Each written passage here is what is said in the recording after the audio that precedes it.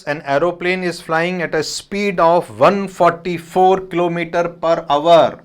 Mind the unit. Aeroplane की जो velocity है, this velocity it is horizontal in direction 144 kilometre per our.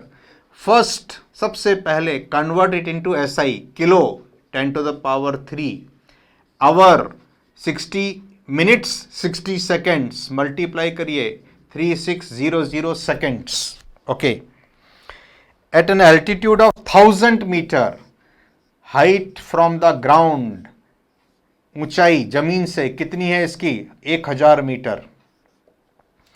How far from the given target should a bomb B released from it to hit the target.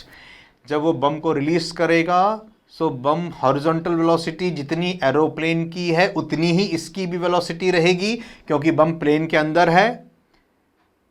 The velocity, initial velocity of the bomb is horizontal which is equal to that of the aeroplane. Bomb का आरंभिक वेग क्षैतिज होगा और इस plane के ही बराबर होगा, क्योंकि बम प्लेन में अंदर रखा हुआ है. जो पैसेंजर अंदर बैठे होंगे उनकी भी वेलोसिटी उतनी ही होगी. बम को छोड़ेंगे तो ग्रेविटी अब इसको बम को खींचेगी नीचे की तरफ, तो बम पैराबोलिक पाथ बनाते हुए, और यहां पे समझ लीजिए कोई टारगेट है, यहां पे आके हिट करेगा. सो कितने पहले इट शुड बी रिलीज्ड, बम को कितने पहले छोड़ देना चाहिए ताकि वो सीधे जाके टारगेट को हिट करे. इंपॉर्टेंट क्वेश्चन होता है ये. हॉरिजॉन्टल वेलोसिटी तो सेम होगी बम की हमेशा. Air resistance is negligible, then it is 144 into 10 to the power 3 upon 3600 and it is meter per second. Gravity vertical direction में नीचे खींचेगी. वर्टिकल डायरेक्शन की इनिशियल वेलोसिटी कितनी थी? It is 0. बम को नीचे की तरफ कोई मूवमेंट था ही नहीं, हॉरिजॉन्टल ही था. तो अगर कोई व्यक्ति, कोई पर्सन यहां से देख रहा होगा तो बम तो उसको सीधे रुका हुआ नजर आएगा. जब ग्रेविटी खींचेगी तो फिर वो नीचे की तरफ जाता हुआ नजर आएगा. नीचे की तरफ फॉर्मूला वही लगेगा, v is equal to u plus a t, s is equal to u t plus half a t square, v square is equal to u square plus 2as. All the three formulas in vertical direction are applicable, where a should be replaced by minus of g, क्योंकि vertical direction के लिए acceleration नीचे है, नीचे के vector negative, ऊपर वाले vector positive. सो कितने टाइम में बम नीचे आएगा? वर्टिकल डायरेक्शन की इनिशियल वेलोसिटी 0 है, याद रखिए. So v is equal to minus of g into t. s height ऊपर से नीचे 0, it is half minus of g into t square. Velocity of the bomb when it is striking the ground, downward velocity, it is 2as. S is h here. h is also negative, ऊपर से नीचे की तरफ आ रही है, सो इसको भी आप माइनस साइन के साथ लेंगे तो सही डायरेक्शन आएगी. इसको नोट कर लीजिए, फिर मैं इसके ऊपर क्वेश्चन कराऊंगा. So first they will ask, distance पूछ रहे हैं. पहले तो टाइम पूछते हैं सबसे पहले. What is the time after which the bomb will hit the target. So first equation से वेलोसिटी निकलेगी, h यहां से टाइम फाइंड आउट कर सकते हैं. h कितना है ऊपर से नीचे? What is it? 1000 is equal to minus of half g taken as 10, time taken by the bomb to hit the ground. So minus minus cancel, 10 1 power cancel, 2 is transferred here, it is 200 is t square. So t is taken as 100 into 2, 100 का under root 10 और root 2. This much second the bomb will take to hit the ground. फिर x निकालना है. So x direction में velocity remains constant, ये change नहीं होने वाली. ये तो वेलोसिटी कितनी होती है? डिस्टेंस और displacement divided by time. Time is कितना? 10 रूट 2 सेकेंड. सो इतने टाइम में हॉरिजॉन्टली बम कितना मूव कर जाएगा? यहां से x निकाल लीजिए, दैट इज 1 2 पावर कैंसिल हो जाएंगे तो remaining only 1 power 144 multiplied by 10 multiplied by 10 multiplied by root 2 divided by 36. This much is the distance. इसको आप सॉल्व कर लीजिए, x की वैल्यू आ जाएगी. सो 12 से कैंसिल हो सकता है, 4 times it is 4 root 2 100 metre में आंसर आ जाएगा. सो दिस, और you can say it is root 2 की वैल्यू कितनी है 1.4142135. रूट 2 की वैल्यू मैं 2 डिजिट लेके सॉल्व करूंगा. 5.64 into 100 meters. So it is 564 meters. Next question is, you observe an object covering distance in the direction proportional to the time elapsed. Means जो distance covered है वो केवल time पे depend करता है, not, it is not proportional to t square or t cube or anything. What conclusion might you draw about this its acceleration? एक वस्तु जब, एक पार्टिकल जब चलता है तब उसकी जो चली गई दूरी है वो t की सिंगल पावर के ऊपर प्रोपोर्शनल है. तो आपको बताना है कि उसकी एक्सेलरेशन की क्या स्थिति है, क्या बोलेंगे उसके बारे में. सो इक्वेशन तो बहुत सिंपल है, s is equal to u t plus half t square. This term is not here, it is 0 क्योंकि s is directly proportional to t है.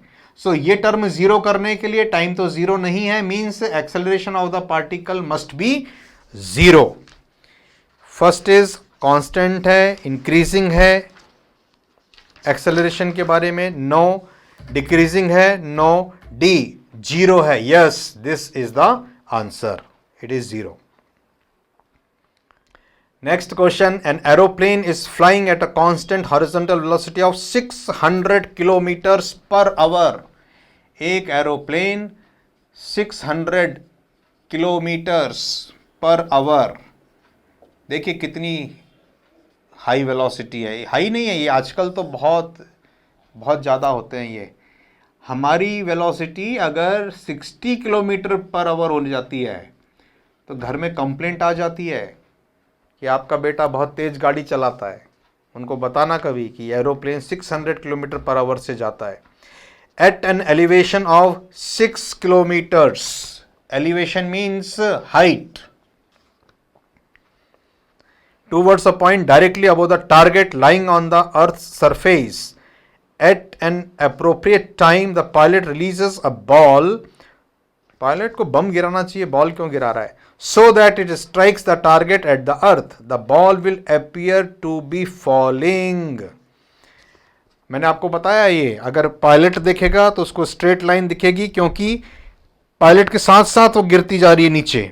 लेकिन आप सामने से देखेंगे एज एन ऑब्जर्वर तो आपको पैराबोलिक नजर आएगी उसकी path.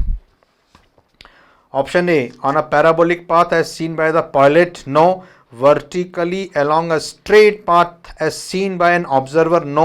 On a parabolic path as seen by an observer on the ground near the target, yes. On a zigzag path, no. C is correct answer. Next question is, a marble A is dropped vertically. Another identical marble B is projected horizontally from the same point at the same instant. एक संगमरमर को horizontal फेंका, एक को vertically गिराया. ए को vertically गिरा दिया और बी को हॉरिजॉन्टल फेंक दिया. ये क्वेश्चन भी आता है, थ्योरेटिकल क्वेश्चन है, वेरी इजी. एक टॉल बिल्डिंग के ऊपर खड़े होकर के एक पार्टिकल, एक बॉल को नीचे ड्रॉप किया इनिशियल वेलोसिटी 0 से, और दूसरी बॉल को हॉरिजॉन्टल थ्रो किया विथ सर्टेन वेलोसिटी मान लीजिए. सो क्या होगा, हॉरिजॉन्टल जाएगी नीचे की तरफ, vertical component of the velocity is what 0. तो वर्टिकल एक्सेलरेशन होगा उसका ग्रेविटी के बराबर, वो नीचे गिरेगी, ये केवल नीचे ही गिरेगी और दोनों एक ही साथ साथ वर्टिकल डिस्टेंस कवर करेंगी। 1 2 3 स्टार्ट, ये गिरेगी, ये गिरेगी, गिरेगी। आपने फोटो खींचा, क्लिक, तो जिस वक्त ये इस हाइट पर होगी उस वक्त ये इस हाइट पर होगी, क्योंकि दोनों को ग्रेविटी ही नीचे खींच रही है। Both the balls are pulled by the gravity only. Horizontal velocity कितनी भी हो, मैंने आपको बताया था 90 डिग्री पर इसका कोई भी वेक्टर नहीं काम करता, जीरो। सो वर्टिकल अगर आप यहां से देख रहे हो तो दोनों बॉल सेम टाइम में आके और सेम टाइम में जमीन को हिट करती हैं। A will reach the ground earlier than B. No. B will reach the ground earlier. No. Both A and B will reach the ground at the same instant. Yes, this is the answer. C is correct answer. Next question. An aeroplane is moving with speed 360 km per hour at the height of 1960 meter. Aeroplane ही समझ लो इसको, यहां पे height है 1960 metre और इसकी speed दी हुई है हमको 360 किलोमीटर पर आवर, बहुत कम वेलोसिटी है। Bomb is drop reaches the ground in, कितने टाइम में बम नीचे गिरने वाला है, इस वेलोसिटी से कोई लेना देना ही नहीं है, हॉरिजॉन्टल है तो रही आए।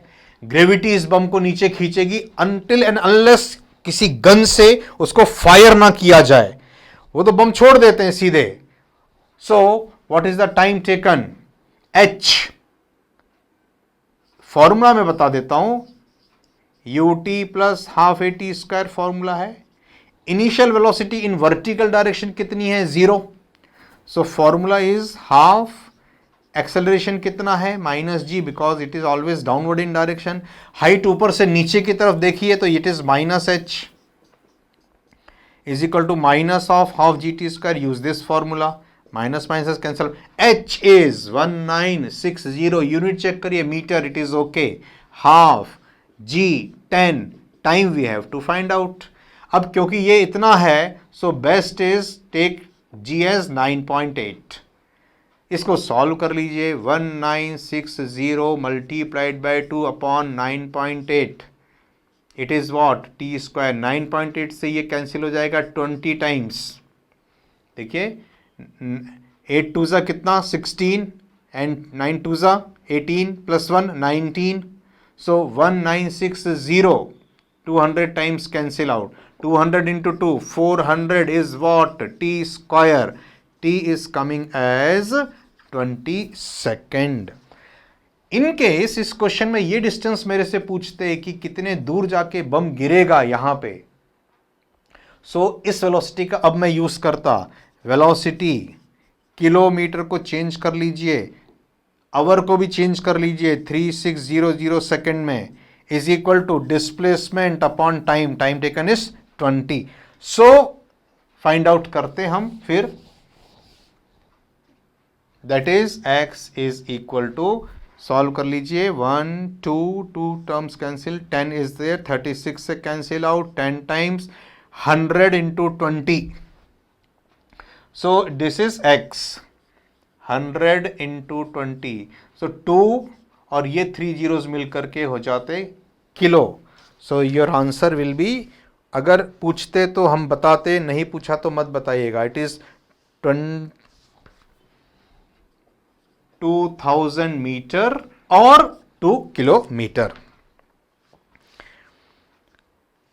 Time is 20 second, yes। Next question भी इसी से रिलेटेड ही है, यही है।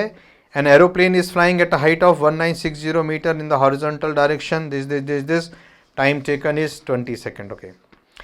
इन the above question the distance A B is, पूछ लिया तो अब बता दीजिए 2000 मीटर। फिर इसी क्वेश्चन को लैंग्वेज चेंज किया जाता है, हाउ इट इज। यदि पायलट होशियार है पहले छोड़ देगा तो वो इतने पहले छोड़े, इतने पहले, तो the bomb will hit the target. Pilot नया नया था या किसी पड़ोसी कंट्री का था, सो जब टारगेट नीचे मिल गया, दिखा, तब उसने बम छोड़ा, तो bomb will miss the target. Same question में सेम लैंग्वेज को चेंज करके पूछा जाएगा, it will miss the target by 2 kilometer और 2000 मीटर।